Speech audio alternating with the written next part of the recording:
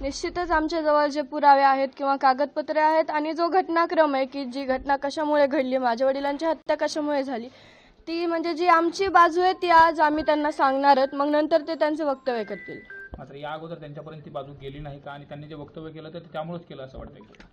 म्हणजे आता ही गोष्ट तर आज पूर्ण महाराष्ट्राला कळाली आहे.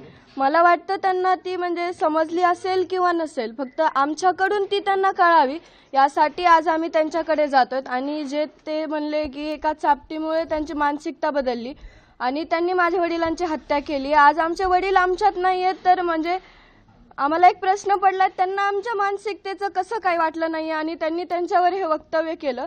जर त्यांना म्हणजे मानसिकता हलवली असती त्यांची, तर त्यांनी आमच्या वडिलांना यायचं आणि आमच्या गावात नाही तर उलट त्यांच्या गावात.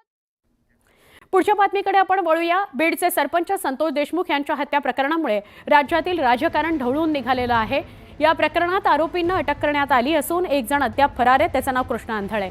संतोष देशमुख याची हत्या करणाऱ्या आरोपींना शिक्षा मिळावी याकरता सर्वपक्षीय नेत्यांनी आंदोलनं केली. वेगवेगळ्या जिल्ह्यामध्ये मोर्चे निघाले, जनआक्रोश आंदोलनं करण्यात आली. या प्रकरणात धनंजय मुंडेंच्या राजीनाम्याची मागणी विरोधकांनी लावून धरली असतानाच भगवानगडाचे महंत नामदेव शास्त्री यांनी जाहीरपणे धनंजय मुंडे यांना पाठिंबा दिला. यानंतर आता संतोष देशमुख यांचं कुटुंब आज भगवानगडावर जाणार आहे. संतोष देशमुख यांचे बंधू धनंजय देशमुख, त्यांची मुलगी वैभवी हे भगवानगडावर जाणार आहेत. संतोष देशमुखांच्या हत्या प्रकरणात जे पुरावे आहेत ते नामदेव शास्त्रींना मी देणार आहे आणि देशमुख कुटुंब न्यायाची मागणी करणार आहे असं धनंजय देशमुख म्हणाले. देशमुख शास्त्रींना कोणते पुरावे देणार आहेत त्यावरही नजर टाकूया. अवादा कंपनीच्या दलित सुरक्षा रक्षकाला मारहाण केल्याचं सीसीटीव्ही, आरोपींच्या गुन्ह्याचा सातबारा,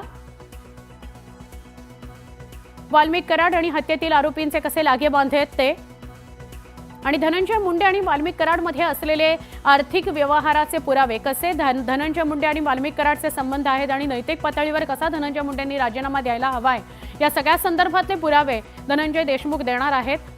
नामदेव शास्त्रींनी न्यूज 18 लोकमतवर सविस्तरपणे चर्चा केलेली होती आणि त्यावर ते बोलले होते की एक व्यक्ती म्हणून मी धनंजय मुंडेंना आधार दिलेला आहे आणि मी देशमुखांशीही बोलू शकेन.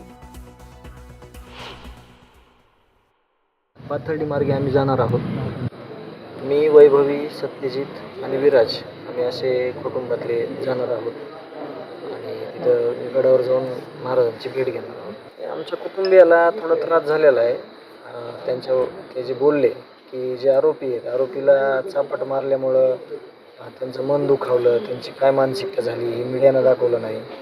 तर आता ज्यांचा खून झाला आहे, जे कुटुंब पोरकं झालं आहे आणि त्यांचे काय दुःख आहे, काय दुःख होतं, त्यांनी हे न जाणता त्यांनी प्रतिक्रिया दिली. आम्हाला त्यांना फक्त दुःख मांडायचं आहे.